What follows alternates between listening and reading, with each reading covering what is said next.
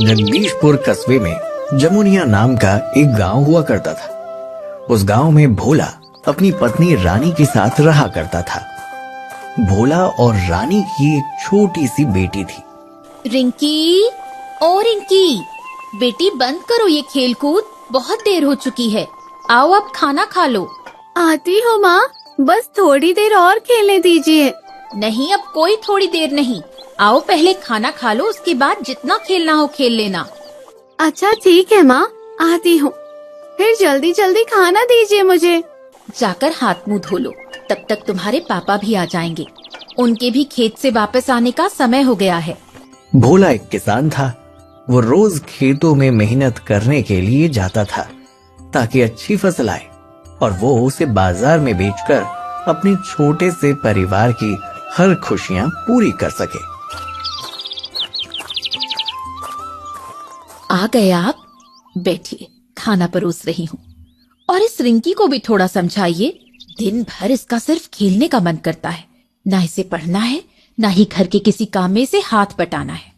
मैं दिन भर खेतों में मेहनत करके इसलिए घर पे नहीं आता हूँ कि घर की परेशानियों को भी ठीक करूँ। मुझसे बेहतर जिंदगी तो उस पड़ोस वाले श्यामू की है। हर फसल में उसने खेत बोने के लिए लोग रखे हैं। बिना कुछ किए उसके हिस्से का अनाज उसके घर पहुँच जाता है। अरे तो उसके आगे पीछे कोई है भी तो नहीं करने वाला। अच्छा तो है, कोई आगे पीछे नहीं है उसके, न ही कोई जिम्मेदारी है उसके ऊपर। श्यामू के माता पिता बचपन में ही गुजर गए थे। उसके घर की खेती को गरीब किसान अपनी मेहनत से बोया करते थे और आधी फसल श्यामू के घर पहुंचा दिया करते थे। इन्हीं फसलों से अकेला श्यामू अपनी जिंदगी जी रहा था। कटाई का समय चल रहा था। फसलों की कटाई हो रही थी। श्यामू के खेत में उगे अनाज भी कट चुके थे। बाबू, ये आपके अनाज की बोरियां कहाँ रखूं? बस यहीं पर रख दीजिए काका, तब तक मैं आपके लिए चाय बना कर ले आता हूँ। अरे नहीं बाबू, मुझे भी बहुत काम है। मेरे पास अभी चाय पीने के बराबर फुर्सत नहीं है। कोई बात नहीं काका, आप चले जाइए। आपका काम पूरा होना ज्यादा जरूरी है। चाय हम फिर कभी पी लेंगे। काका के चले जाने के बाद श्यामू अपने पड़ोस की बच्ची रिंकी को खेलते हुए देखता है तो कुछ सोचकर मुस्कुराने लग जाता है। माँ, मुझे गुब्बारे लाकर दीजिए ना, मैं गुब्बारों से खेलूंगी। कोई गुब्बारा नहीं मिलेगा तुम्हें। दिन भर बस तुम्हें खेलना ही सूझता है। अब तुम बड़ी हो रही हो, तुम्हें पढ़ना चाहिए, घर के काम सीखने चाहिए। सब सीख लूंगी माँ, पढ़ाई भी करूंगी, लेकिन गुब्बारे दिलवा दीजिए ना। ठीक है, आने दो, तुम्हारे पापा से कहूंगी गुब्बारे लाने के लिए। रिंकी और उसकी माँ के बीच बातचीत को श्यामू बड़े ही गौर से सुन रहा था। थोड़ी देर के बाद वो बाजार जाकर एक गुब्बारा ले आता है और वो रिंकी को दे देता है, जो रिंकी अपनी माँ को दिखाती है। माँ, ये देखिए, पड़ोस वाले श्यामू भैया ने मुझे ये गुब्बारे लाकर दिए हैं। अरे, उन्हें कैसे पता चला कि तुम्हें गुब्बारे चाहिए थे? कोई बात नहीं काकी, मैंने उस दिन आप दोनों को गुब्बारे के लिए बात करते सुना था, तभी शाम को बाजार में गुब्बारे वाला दिख गया तो ले आया रिंकी के लिए। अच्छा ठीक है, लेकिन इससे बच्ची की आदत बिगड़ जाएगी। आगे से याद रखना श्यामू। मानती हूँ तुम्हारे पास खर्च करने के लिए किसी चीज की कमी नहीं है, पर ये तुम्हारी किस्मत का है, इन्हें यूँ लुटाने की जरूरत नहीं है। रानी से अटपटा सा जवाब पाकर श्यामू चुपचाप अपने घर में वापस चले जाता है। शाम को भोला जब खेत से वापस आता है तब रानी उसे श्यामू की गुब्बारे वाली बात बताती है। आज रिंकी गुब्बारे के लिए जिद कर रही थी, जिसे वो पड़ोस वाला श्यामू सुनकर उसके लिए गुब्बारे लेकर आ गया। अरे उसके पास किसी चीज की कमी थोड़ी है, क्या हुआ जो ले आया? बच्ची है रिंकी, उसके मन में मोह आ गया होगा उसको देखकर। इतनी चिंता नहीं किया करते। पर जबरदस्ती बच्ची को खिलौने लाकर देना ठीक है क्या? उसके पास ज्यादा है तो हमें क्या दिखा रहा है? अरे छोड़ो ना रानी, तुम भी कहाँ इन छोटी छोटी बातों में उलझ जाती हो। श्यामू की किस्मत तो अच्छी है जो उसे बैठे बैठे सब कुछ मिल रहा है। एक हम लोग हैं जो सुबह से शाम तक थकने के बाद अपनी जरूरतें पूरी कर पा रहे हैं। बिल्कुल सही कहा आपने। श्यामू को सब कुछ बैठे बैठे ही तो मिल जा रहा है। वो वाकई किस्मत का धनी इंसान है। भोला और रानी लगातार अपनी जिंदगी की तुलना श्यामू की जिंदगी से करते हुए अपनी किस्मत को कोस रहे थे। उन दोनों के मन में श्यामू के प्रति ईर्ष्या का भाव पैदा होने लग गया था। सुबह सुबह डाकिया बाबू एक कागज लेकर श्यामू के घर देने के लिए आए। देखने से वो कागज कोई सरकारी कागज लग रहा था। श्यामू बेटा, अरे ओ श्यामू बेटा। क्या बात है डाकिया काका, आज बड़े दिन बाद आपके दर्शन मिले। तबीयत पानी तो सब ठीक रहा ना? सब ऊपर वाले की मेहरबानी है बेटा। तहसील से तुम्हारे घर के पते पर ये कागज आया था, बस इसी को पहुंचाने के लिए आया हूँ। अरे ये तो किसी जमीन के कागज लग रहे हैं। हाँ बेटा, जो तुम्हारे खेतों पर सरकारी मुकदमे लगे थे उसका फैसला आ चुका है। तुम्हें तुम्हारे खेत वापस मिल चुके हैं।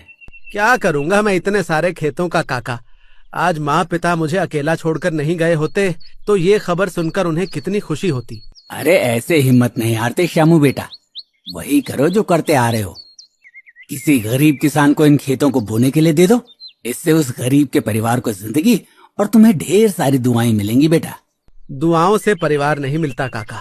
ठीक है, मैं वैसा ही करूंगा जैसा आप कह रहे हैं।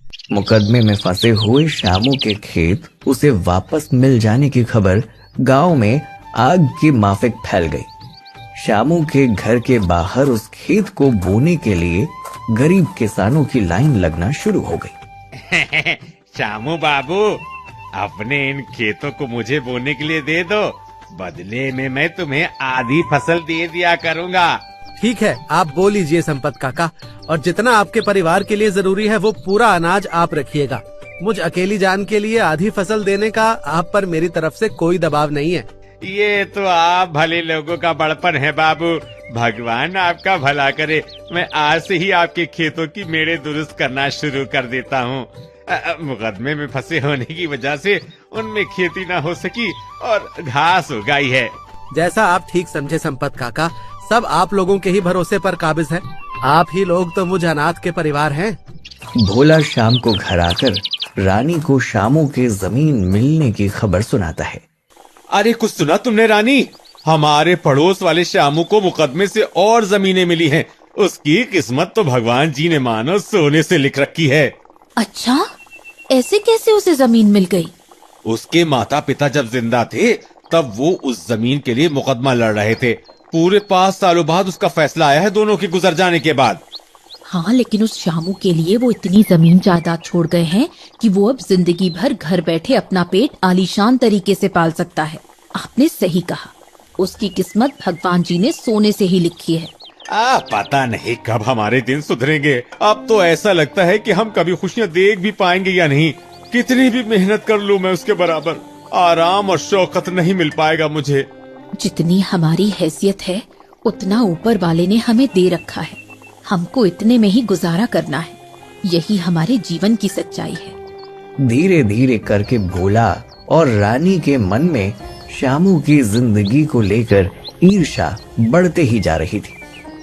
जमुनिया में बड़ा मेला लगने वाला था। गांव में बड़ी चहल पहल और भीड़ लगने वाली थी। किसानों की फसलें खरीदने के लिए शहर के बड़े कारोबारी भी आने वाले थे। अरे सुनती हो रानी, गांव में मेला लगने वाला है। बड़े बड़े कारोबारी आएंगे हमारी फसलों को खरीदने के लिए। हो सकता है हमें इस बार अच्छी कीमत मिल जाए। हाँ, आप सही कह रहे हैं। वो कारोबारी लोग अपने कारखानों में हमसे खरीदे हुए अनाज से बिस्कुट और दूसरी खाने वाली चीजें बनाते हैं। जरूर हमें अच्छा फायदा मिलेगा इससे। हाँ, इस बार हम अपने 10 बोरे अनाज के अलग कर देंगे। उसके जो पैसे आएंगे वो हमारी रिंकी बिटिया की पढ़ाई में काम आ जाएंगे। ये तो काफी अच्छा सोचा है आपने। हमारी बेटी जब पढ़ लिख कर बड़ी अफसर बन जाएगी तब हमारी जिंदगी अपने आप सुधर जाएगी। फिर आपको खेत में इतनी मेहनत भी नहीं करनी पड़ेगी। हाँ, तुम सही कह रही हो। मूर्ख हैं वो लोग जो अपनी बेटियों को पढ़ाते नहीं हैं। मैं अपनी बेटी को खूब पढ़ाऊंगा। गांव में मेला लग चुका था। कारोबारियों के ट्रक आ चुके थे। सभी किसान उन कारोबारियों के पास अच्छी कीमत पर अपने अनाज बेच रहे थे और अपने अनाज के पैसे इकट्ठा कर रहे थे। सुनिए जी, श्यामू नजर नहीं आ रहा। उसे अपने अनाज नहीं बेचने हैं क्या? अरे वही तो मैं भी सोच रहा हूँ। हो सकता है कि उसे इस बारे में पता न हो। हमें चलकर उसे बताना चाहिए। आप ठीक कह रहे हैं। जैसा भी हो, पर हमारा पड़ोसी है वो। अगर किसी चीज का फायदा पूरे गांव को मिल रहा है तो उसको भी मिलना चाहिए। भोला और रानी बिना देर किए शामू के घर पहुंचते हैं। शामू, अरे ओ शामू। अरे भोला काका, आप लोग आइए ना अंदर। अरे अंदर मत बुला शामू, तू जल्दी अपनी अनाज की बोरियां लेकर मेले पहुंच। शहर से कारोबारी आए हुए हैं, काफी अच्छे दामों में हमारे अनाज खरीद रहे हैं, नगद पैसे देकर। हमने वहां तुम्हें देखा नहीं, इसलिए बताने चले आए। आप लोगों को इतना परेशान होना पड़ा, इसके लिए मैं माफी चाहूंगा काका, लेकिन मुझे इस बारे में पहले से पता था। फिर आए क्यों नहीं तुम उन बोरियों को बेचने के लिए? क्या करता इन और पैसों का? अकेला इंसान 2 वक्त की रोटी के सिवाय और कितना ही खर्च कर पाएगा। आज आप लोग एक परिवार में हैं, जहां आपके साथ काकी है, रिंकी है और इन दोनों लोगों के सपने हैं। मेरे आगे पीछे भला कौन है यहाँ? मैं तो इस अकेलेपन में दर बदर बस अपनी जिंदगी के दिन काट रहा हूँ, ताकि जल्दी से जल्दी अपने माँ पिताजी के पास जा सकूं। ऐसा नहीं बोलते शामू, तुम्हारे पास तो सारी खुशियाँ हैं, किसी चीज की कोई कमी नहीं है। मैं मानता हूँ इस बात को काकी कि मेरे पास जमीन है, जायदाद है और दौलत है, पर काकी दौलत से तो परिवार खरीदा नहीं जा सकता। मेरा परिवार तो मेरे माँ पिताजी ही थे, जो नन्ही सी उम्र में मुझे छोड़कर चले गए। शामू की बातें सुनकर भोला बिल्कुल अवाक रह जाता है। उसके पास शामू को दिलासा देने के लायक भी शब्द नहीं बचते। वो बिल्कुल खामोश होकर चुपचाप अपने घर चला जाता है। मैं देख रही हूँ कि जब से आप शामू से मिलकर आए हैं, आप बिल्कुल ही शांत हो गए हैं। आखिर ऐसी क्या बात हो गई है? कुछ नहीं रानी, बस मैं कुछ सोच रहा हूँ। क्या सोच रहे हैं आप? मुझे भी तो बताइए। अभी नहीं, बाद में बताऊंगा। अच्छा एक काम करते हैं, कल कुछ अच्छा सा खाने का पकवान बनाओ, हम शामू को भी खाने के लिए अपने घर बुलाते हैं। वो सब तो ठीक है, पर आपके दिमाग में चल क्या रहा है? सब बता दूंगा मैं, लेकिन सही समय आने पर। फिलहाल जितना बोल रहा हूँ उतना करो। ठीक है, आप भोजन पर कल शामू को बुला लीजिए, मैं कल के पकवान की तैयारी करती हूँ। रानी खूब अच्छे अच्छे पकवान बनाने की तैयारी में जुड़ जाती है। भोला भी शामू को खाने का न्योता देकर आ जाता है। क्या मैं घर में आ सकता हूँ भोला काका? अरे शामू आओ ना, तुम्हारे लिए ही तो सब तैयारी की जा रही है। आपके इस दावत के लिए धन्यवाद काका। पता नहीं कितने सालों बाद आज घर का बना हुआ खाना खाऊंगा। अब तक अपने हाथ से ही मैं रूखा सूखा बनाते रहा। अरे कोई बात नहीं शामू, तुम्हारा जब दिल करे तब आ जाया करो खाने के लिए, हम सब भी तुम्हारे अपने ही हैं। ये तो आप सभी का बड़प्पन है काका कि मुझ अनाथ को भी अपने परिवार की तरह मान रहे हैं। शामू की बातें सुनकर भोला कुछ देर चुप रहता है। उसके बाद अचानक ही रानी को आवाज देता है। अरे रानी सुनती हो? हाँ कहिए ना, क्यों आवाज दी आपने? बैठो, अब तुम्हारे सवालों का जवाब देने का वक्त आ गया है। हाँ, मैं भी कब से इंतजार कर रही थी। बताइए ना, कल आप इतने शांत होकर क्या सोच रहे थे? क्योंकि आज शामू भी साथ में ही है, इसलिए आज मैं एक गंभीर बात बताता हूँ। अब तक जो मुझे लगता था कि शामू को कोई भी मेहनत नहीं करनी पड़ती है, उसको तो घर बैठे ही अनाज मिल जाता है। उसके पास तो माता पिताजी का दिया वो तमाम दौलत और जायदाद है। पर मैं यहाँ पर बहुत ही गलत सोच रहा था। इसमें गलत क्या है? क्यों शामू, तुम इन सभी से खुश नहीं हो क्या? तुम्हें खेतों में मेहनत नहीं करनी पड़ती और दिन रात फसलों की निगरानी भी नहीं करनी पड़ती। नहीं रानी, मैं बताता हूँ, ये हमारा नजरिया है कि शामू खुश है इन सभी सुविधाओं को पाकर। लेकिन यकीन न हो तो खुद एक बार शामू से पूछ कर देख लो कि क्या वो वाकई इन सभी से खुश है। काका सही कह रहे हैं काकी। भले मेरे पास किसी भी प्रकार के अनाज और दौलत की कमी नहीं है, लेकिन असली दौलतमंद तो आप लोग हैं। हम कैसे शामू?